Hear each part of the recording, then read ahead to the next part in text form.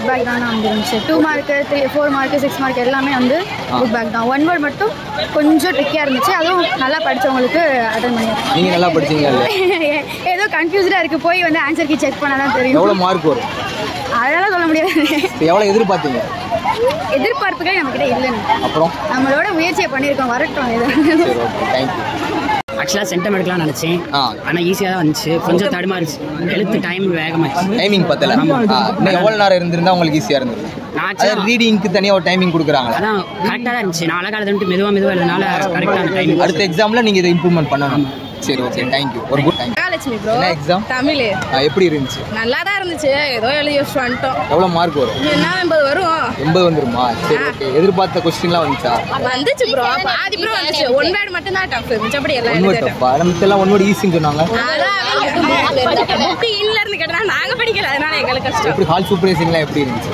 அது எப்படி சொல்றது, கொஞ்சம் தான் நாங்க கொஞ்சம் இதுன்றாங்க. படிச்சவங்களுக்கு ஈஸியா இருக்கும் ப்ரோ. நான் படிச்சியா இல்லையா? நான் ஏதோ படிச்சிருக்கேன், பாஸ் ஆகிற அளவுக்கு தெரியும், அவ்வளோதான். எவ்வளோ மார்க் எடுப்ப? அவங்க நல்லா போட்டாங்கன்னா மனமா போட்டாங்கன்னா நீ எழுதினாதானே போடுவாங்க. நீ எழுதினாதானே மனமா போடுவாங்க. எழுதியிருக்கேன், ஆனால் கரெக்டாக நான் தெரியல. எத்தனை பேஜ் எழுதியிருக்க? 21 எழுதியிருக்கேன். அப்புறம் என்ன, அப்போ 90 வந்துருமா? கதை எழுதியிருக்கேனே, அவன் மார்க் போடணும்ல மனமா. அம்மா இலக்கண கதை தானே. அடுத்து என்ன படிக்கலாம்னு நினைக்கிறேன்? 12th முடிச்சுட்டு பிகாமா? சரி, எதனால பேங்க் வேலைக்கு போவேன். இலக்கண கதைனா அதுக்கேற்ற கதை எழுதணுமே. என் கதை நான் எழுதி வச்சிருக்கேன் ப்ரோ. சரி, உன் கதையை கேட்பவா? என்ன கதை சொல்லு.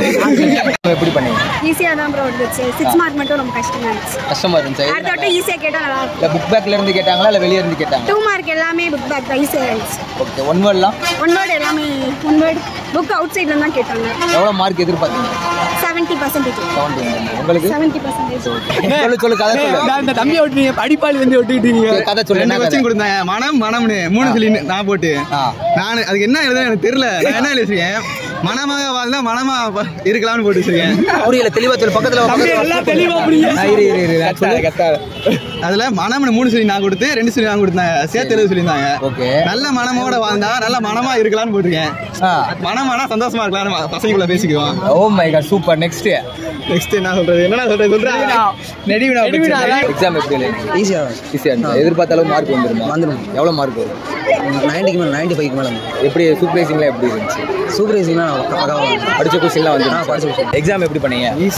எதிர்பார்த்த அளவு மார்க் வருமா? வரும். எவ்வளோ மார்க் வரும்? 90+ வரும். 1 வேர்ட் 2 மார்க்கா 5 மார்க்? 1 வேர்ட் எல்லாமே ஈஸியாக இருந்துச்சு. 5 மார்க்கும் நாங்கள் நினச்சோம். எக்ஸ்பெக்ட் பண்ணது வந்துச்சா? புக் பேக் நான் எக்ஸ்பெக்ட் பண்ணதான் எல்லா 1 வேர்டுமே.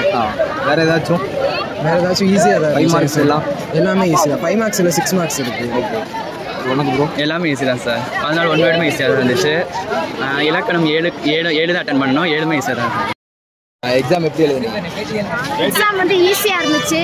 நான் 11th கூட அப்படி எழுதலை. 12th வந்து ரொம்ப ஈஸியாக இருந்திருக்கு. எதிர்பார்த்த மார்க் வருமா? வரும். எவ்வளோ மார்க் வரும்? ஒரு 80 வரும்னு நினைக்கிறேன். 80 தானா? சரி, ஓகே. 1 மார்க்கு 5 மார்க் 6 மார்க்கில் எப்படி இருந்துச்சு? 1 வேர்ட் வந்து கொஞ்சம் டஃப் தான். 6 மார்க் வந்து நான் எதிர்பார்த்த மாதிரி நல்லா அமைஞ்சிச்சு. சரி, ஓகே. நெக்ஸ்ட் எக்ஸாமுக்கு எப்படி ப்ரிப்பேர் பண்ணணும்னு நினைக்கிறீங்க? இதோட நல்லா பண்ணணும்னு நினைக்கிறேன். உங்களுக்கு? நான் நல்லா தான் எழுதியிருக்கேன். 6 மார்க் வந்து நல்லா ஈஸியாக இருந்துச்சு. நான் நிறையா படிச்சிருந்தேன், ஆனால் படித்ததை விட ஈஸியாக கேட்டிருந்தாங்க. எழுதணும். எப்படி எழுதுனீங்க? எல்லாம் படிச்சு வச்சானே எழுதுவோம். எல்லாம் ஈஸி தான். எது ரிலேட்டடாக கேட்டிருந்தாங்க? பாப்பா பேசுறீங்க? இது வந்து அண்ணன் தம்பி 2 பேருக்குள்ள இடையில சண்டையை பற்றி கேட்டிருந்தாங்க. அப்புறம் எங்க அக்கா தானே இருக்காங்க. அப்ப சண்டை போடுவேல? நானே ஒரு அப்பாவி பையனே போட்டு நீ உனக்கு வரும். நல்லா சொத்து சண்டை எல்லா வீட்லயும் தானே வருது. கரெக்டா பேசுறாங்கடா. அண்ணே கோடி கணக்கில் சொத்து இருக்கு. புயல் கேட்டிருந்தாங்க. அடுத்த புயல் பத்தி கேட்டிருந்தாங்கண்ணே. அப்பா கவர்மெண்ட் அம்மா படிக்கிற ஸ்கூல்ல சைஸா மூவ் பண்ணிட்டேன். இதெல்லாம் சொல்லாங்க, அப்புறம் ப்ராப்ளம் ஆயிடும். மனப்பாட பாடல முதல்ல இருந்து கேட்டிருந்தாங்க. எல்லாம் படிச்சதே வந்துருச்சு. ஓரளவுக்கு மார்க் எதிர்பார்க்கலாம். பஞ்சாயத்து இல்ல. இது தமிழ் யார் எடுக்கிறா? மேரி அம்மாவா? எங்க ஐயா வாங்க, உள்ள வாங்க. எங்க ஐயா அவரை மாதிரி ஒருத்த டீச்சரால வரவே முடியாது. எழுத்துருவா, அவர் எழுத்துருவா, உள்ள எழுத்துருவா. சரி, ஓகே, தேங்க்யூ.